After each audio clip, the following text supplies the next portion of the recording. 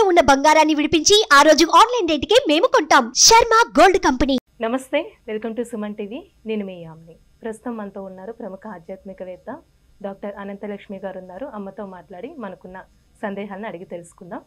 నమస్తే అమ్మా. నమస్తే అమ్మా. అమ్మ, కొన్ని ప్రత్యేకమైన రోజుల్లో కొంతమంది బంగారం అనేది కొనుగోలు చేస్తూ ఉంటారమ్మా. ఎక్కువగా జనాలు వచ్చేసి అక్షయ తృతీయ రోజు. ఆ రోజు కొనడం వల్ల ఏమైనా బంగారం డబుల్ అవుతుందా, లేకపోతే అదొక రూల్ అమ్మ కొనాల్సింది?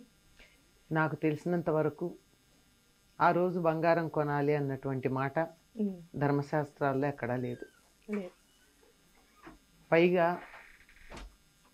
అక్షయ అనేటటువంటి పదం అక్కడ ఉంది కనుక క్షయము కానిది, నాశము లేనిది. ఈ నాశము లేనటువంటిది ఏదైనా సంప్రాప్తిస్తే ఆ రోజు దొరికింది నాశం లేకుండా ఇంకా వస్తూనే ఉంటుంది అని లెక్క. ఇవాళ బంగారం కొనుక్కుంటే అలా బంగారం వస్తూనే ఉంటుందని. కానీ అక్కడ మర్చిపోతున్న విషయం ఏమిటంటే, బంగారం మీకు ఎలా వచ్చింది? డబ్బు ఖర్చు పెడితే కదా వచ్చింది. అంటే ఈ ఖర్చు పెట్టడం అన్నది కూడా అక్షయంగా పెడుతుందా లేదా? వెళ్తుంది. అంచేత మన దగ్గర నుంచి ధనం, డబ్బు అలా వెళ్ళిపోతూనే ఉంది, బంగారం వస్తుంది. అది అక్షయ తృతీయ నాడు ఏదైనా సత్కార్యం చేస్తే ఫలితం అక్షయంగా ఉంటుంది అని చెప్పారు. అంటే మిగిలిన రోజున చేసిన దానికి ఇంత ఫలితం ఉంటే, అక్షయ తృతీయ నాడు చేసినటువంటి దానికి ఇంత ఫలితం ఉంటుంది. ఒకవేళ మనకి అనుకోకుండా బంగారం ఎవరైనా ఇచ్చినట్టయితే, మనకు అనుకోకుండా బంగారం లభించినట్టయితే, అది ఎప్పుడో రావాల్సింది రాక రాక ఆనాడు వచ్చినట్టయితే అదేమన్నా అక్షయంగా ఉండే అవకాశం ఉంది తప్ప, బంగారం కొంటే అక్షయ తృతీయ నాడు అలా అక్షయంగా బంగారం వస్తుంది అని చెప్పలేం. ఒకవేళ వచ్చినా అంత డబ్బు ఖర్చే అవుతుంది. కానీ అక్షయ తృతీయ నాడు ఏం చేయాలని చెప్పబడిందంటే, వేసవికాలం వస్తుంది కనుక చక్కగా గొడుగు, తెల్లని వస్త్రాలు, చెప్పులు, ప్రప ఇవి దానం చేయాలి. ప్రప అంటే చలివేంద్రం అంటారు. చలివేంద్రం తెలుసా? చలివేంద్రం అంటే చల్లని నీళ్లు పెట్టి ఉచితంగా అందరికీ నీళ్ళు ఇచ్చేది. ఇవి చెయ్యాలి. ఎందుకంటే ఇవన్నీ మనకి ఇవి చెయ్యడం వల్ల అక్షయమైనటువంటి ఫలితం ఉంటుంది. మామూలు రోజున ఒక గ్లాసులో మంచినీళ్ళు ఇచ్చిన దానికన్నా ఈనాడు గనక ఒక చలివేంద్రాన్ని ఏర్పాటు చేస్తే దానివల్ల అంతులేనటువంటి ఫలితం లభ్యమవుతుందన్నారు. ఎందుకంటే ఇదంతా రాబోయేదంతా వేసవికాలం. ఈ వేసవి కాలంలో అవతల మనుషులకి ఏం కావాలో అది ఇవ్వటం మంచిది.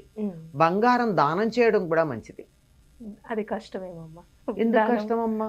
నాకు కావాలి, నాకు బంగారం కావాలంటే నువ్వు నాకు దానం చేసావు అనుకో, నీకు బోల్డ్ బంగారం వస్తుంది. దానం చేసినందువల్ల ఫలితం వస్తుంది. మామూలు అప్పుడు ఇంత ఒక గ్రాము బంగారం దానం చేస్తే ఎంత ఫలితం వస్తుందో, ఇవాళ 1 గ్రాము బంగారం దానం చేస్తే అక్షయమైన ఫలితం వస్తుంది. అది నీకు ఉపయోగపడుతుంది. నువ్వు నాకు ఇచ్చావు అనుకో, ఇవాళ నాకు బంగారం వచ్చింది కనుక సంవత్సరం అంతా వస్తూనే ఉంటుంది. ఇలా ఆలోచించాలి. కానీ ఆనాడు చేయవలసింది మాత్రం ఇదమ్మా. దానికి గాను ఏం చేయమని చెప్పారంటే, ఇంతకు ముందుగానే ఒక చల్లని ఒక నీటి కుండ, నీళ్లు పట్టే కుండ కొని దానిలో ఈ 2-3 రోజుల పాటు నీళ్లు పోసి కడగాలి. ఎందుకంటే మట్టి కుండని వెంటనే వాడరు. అంచేత 2-3 రోజులు నీళ్లు పోసి కడిగి శుభ్రం చేసి ఉంచి, ఇవాళ అంటే అక్షయ తృతీయ నాడు దాని నిండా సుగంధభరితమైనటువంటి నీటిని పోయాలి. అంటే యాలకు పొడి అలాంటివి, లేదా వట్టి వేళ్ళు అలాంటివి కొద్దిగా ఉపయోగపడతాయన్నవి వేసి ఆ నీళ్లు చల్లబడ్డాక పైన మూత పెట్టి, అది కుండతో మట్టి మూకుడే పెట్టి అది ఒక బ్రాహ్మణుడికి దానం ఇచ్చినట్టయితే అంతులేనటువంటి ఫలితం లభ్యం అవుతుంది. అలాగే వచ్చేది వేసవికాలం గనక తెల్లని వస్త్రాలు, చెప్పుల జత, గొడుగు, అలాగే వారందరూ తినడానికి కావాల్సినటువంటి ఆహార పదార్థాలు, తీపి పదార్థాలు, ఇట్లాంటివి అంటే మిఠాయిలు లాంటివి చేసి ఇవి దానం చేస్తే ఫలితం ఉంటుంది, అంతులేని ఫలితం ఉంటుంది. ఇదమ్మా అక్షయ తృతీయ గురించి మనకి పెద్దలు చెప్పినటువంటి మాట. అంతేగాని అక్షయ తృతీయ నాడు బంగారం కొంటే అంతులేని బంగారం వస్తుందంటే ఈ పాటికి అందరి ఇళ్లలోనూ వాళ్ళు బంగారం ఉండాలి. అవును. ఈ మధ్య కాలంలో 15-20 సంవత్సరాలుగా ఇది ఒక పెద్ద స్లోగన్ అయింది. అంతకుముందు మనం ఈ మాటలు ఎరగం కదా. అంతే. అలా అయినట్టయితే ఎంతమందో కొన్నారు. కొన్న వాళ్ళందరి ఇళ్లలో ఈ ఇళ్ళు బంగారంతో నిండిపోయి ఉండాలిగా ఈ పాటికి. లేదు ఇంకా లేవు కదా. అమ్మ, ఒకవేళ మనం ఆ రోజు బంగారం కొనుక్కున్నామే అనుకోండి, అది మన అమ్మవారి దగ్గర పెట్టాలంటారా? అసలు ఏం చేస్తే మంచిదంటారు?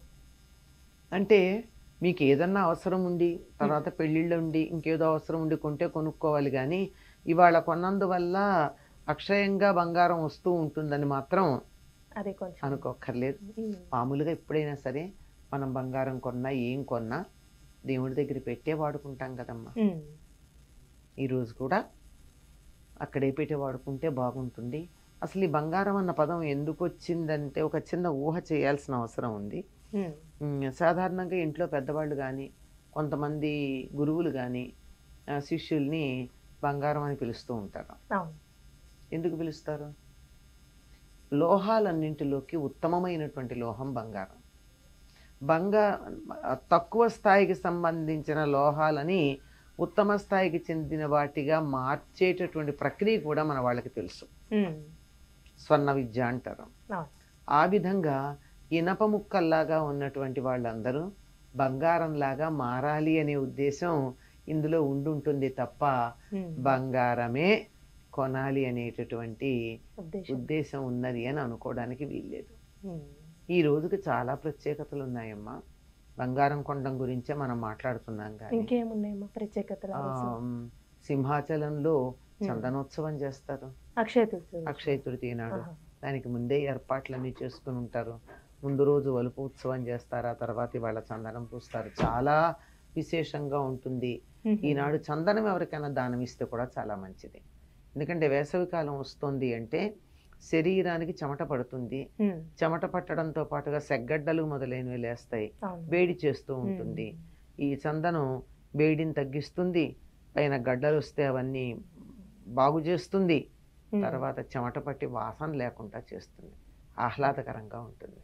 అందుకని చందనోత్సవం చేయడం, స్వామిని దర్శించుకోవడం, ఏదో ఒక దైవాన్ని దర్శించుకోవడం, ఇవి చేయాలి. కానీ బంగారం కొనడం అనేటటువంటిది మనకి ఎక్కడా లేదమ్మా. చాలా చక్కగా తెలియజేస్తారమ్మా అక్షయ తృతీయ గురించి. ధన్యవాదాలు. సంతోషం.